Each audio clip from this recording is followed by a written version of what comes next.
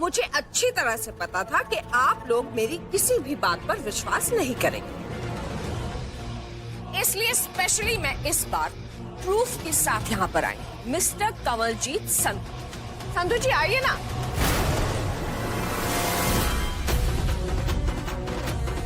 ये है मिस्टर कंवलजीत संधू, इस शहर के बहुत बड़े रईस, माने हुए बिजनेसमैन। अरे लीला, तू भी तो इनको जानती होगी ना, काफी बड़े बिजनेसमैन है ये। इनके अपने तो काफी बिजनेस है ही, लेकिन ये साथ ही एक और काम भी करते हैं। ये बैंकरप्ट कंपनीज को लोन देते हैं, उनसे उनके शेयर्स खरीदते हैं और उन्हें बचाते हैं। अब आप लोग इनकी बात तो मानेंगे ही ना। तो मिस्टर संधू, आप बताइए, ईशान की किडनैपिंग के पीछे आपका हाथ था क्या नहीं?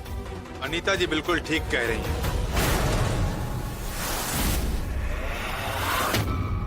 ये सारा प्लान मेरा ही था। मैं एक बिजनेसमैन हूँ, गिव एंड टेक मेरी पॉलिसी है।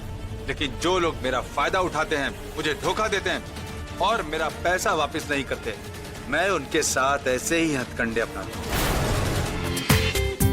पूरा एपिसोड देखिए ZEE5 पर। पहले तो सब कुछ ठीक ही चल रहा था ना। ये तो जब से आई थिंक ये लड़की इस घर में ब्याह के आई है ना, कुछ ना कुछ गड़बड़ होती जा रही है। वो क्या कहते हैं उसे, अपशगुनी। हाँ, अपशगुनी है ये लड़की।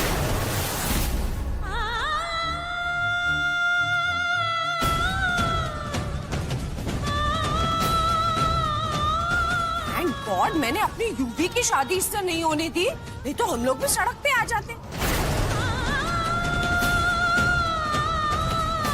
अपशगुनी कहीं। जी बस बंद कर अपना ये बकवास।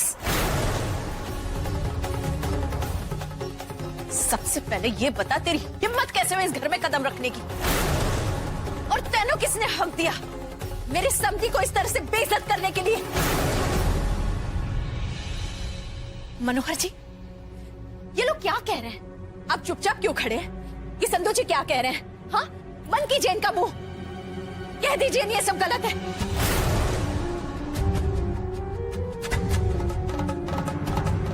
लीला, जब सच सामने आता है ना तो झूठ मुंह से निकल ही नहीं पाता, इसलिए बेचारे चुप खड़े हैं यार।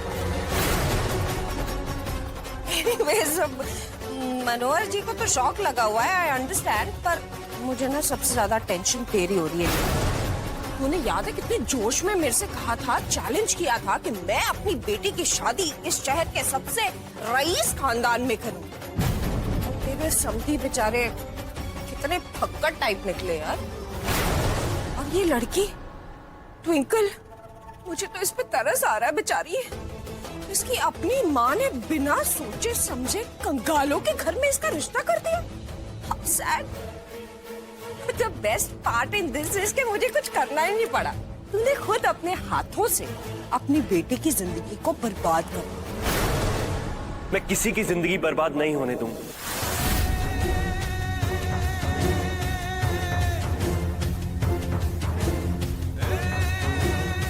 मुसीबतें किस पे नहीं आती, हर परिवार पे आती। वक्त हमेशा अच्छा नहीं होता, जैसे अच्छा वक्त गुजर जाता है वैसे ही बुरा वक्त भी कट जाएगा। हमें एक साथ मिलकर इसका सामना करना पड़ेगा। मैं आपसे वादा करूं, आपकी एक एक पाई चुका दूं। मुझे मेरे पैसे अभी चाहिए। देखिए, हमारे पास पैसे होते तो बात यहां तक नहीं पहुंचती। समझने की कोशिश कीजिए प्लीज। फिलहाल मेरे पास कुछ सेविंग्स है, आप वो ले लीजिए। मुझे थोड़ा वक्त दे दीजिए, मैं आपके सारे पैसे लौटा दूं। आप लोगों को वक्त देकर मुझे सिर्फ धोखा ही मिला है। मनोहर सरना ने बहुत वक्त लिया है मुझसे। Mister Sandhu, I assure you, आपके पैसे आपको वापस मिल जाएंगे। अपना अपना नजरिया होता है अनीता, वैसे भी धोखा नजरों का ही होता है। जो मैं देख रही हूं ना, वो तो जिंदगी भर नहीं देख सकती। अरे पैसा क्या चीज है, हाथों की मैल है, आंदा जांदा रहता है। इंसान की असली परख मुसीबत के वक्त होती है। जो इंसान बुरे वक्त में भी जिंदगी से लड़ने का जज्बा रखे, ऐसे लोग बहुत कम होते हैं।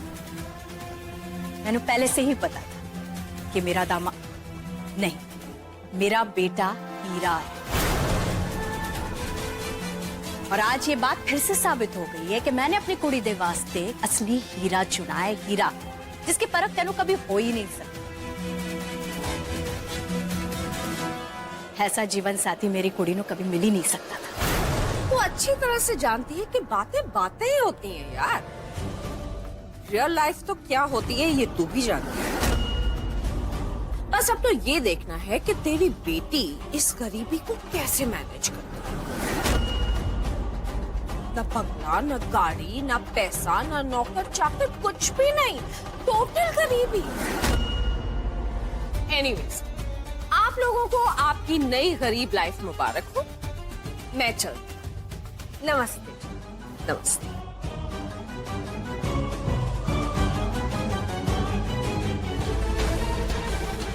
जिस दिन से इस घर में आई है बस अपशगुन होता ही जा रहा है, होता ही जा रहा है। माँ प्लीज, ऐसी बातें कर रही हैं आप? ये सब दकियानूसी बातें। आप जानती हैं कि मैं इन सब बातों में विश्वास नहीं करता। सही कह रही हूँ कुंज। देख, पहले तो सब कुछ ठीक चल रहा था ना। जिस दिन से ये लड़की आई है सब कुछ गलत होता ही जा रहा है। माँ, बिजनेस में इतना बड़ा लॉस एकदम नहीं होता। जाहिर सी बात है कि ये सब बहुत पहले से चलता है। हमें पता अब चला। उसमें ट्विंकल की क्या गलती? उसने क्या किया?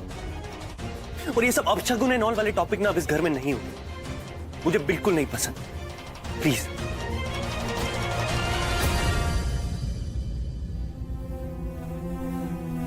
पापा, आप चुप क्यों हैं? प्लीज कुछ तो बोलिए। आपकी खामोशी हम सबको परेशान कर रही है। आपको ये सब अकेले नहीं सहना पड़ता डैड। शराब कुछ कब से देख रहा हूं तुम बोले जा रहे हो। तुम मेरी मदद करोगे। जिसे खुद ठीक से उठना बैठना नहीं आता वो मुझे सिखाएगा कि बिजनेस कैसे करना है। तुम समझते क्या हो अपने आप को? तुम्हें इतनी अकल आ गई है कि मुझे क्या बिजनेस डिसीजंस लेने हैं ये बताओगे तुम? मेरा वो मतलब नहीं। शट अप कुछ एंड डोंट इंटरप्ट मी। जितने भी बिजनेस डिसीजंस लिए ना मैंने तुम्हारे लिए लिए, तुम सबके लिए लिए,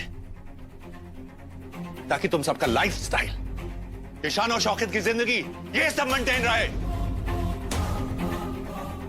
ये गाड़ियां, ये घर, ये नौकर चाकर, ये कपड़े, इसके लिए मैंने ये बिजनेस डिसीजंस लिए।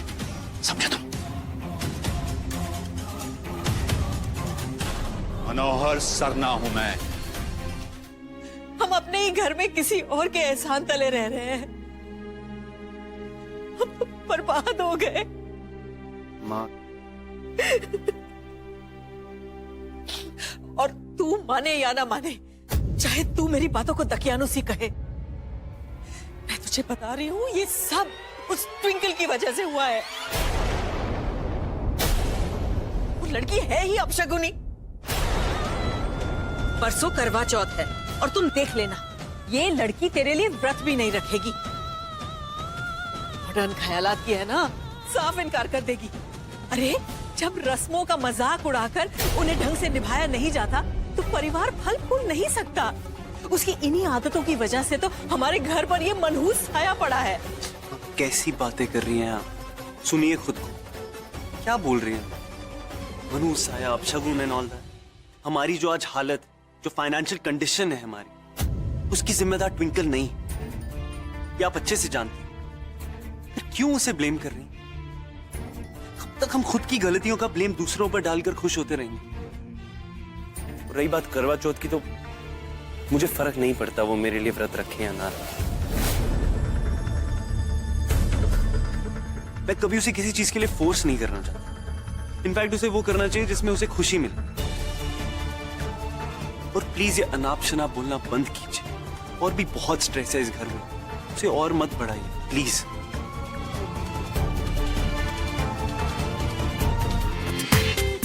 पूरा एपिसोड देखिए ZEE5 पर।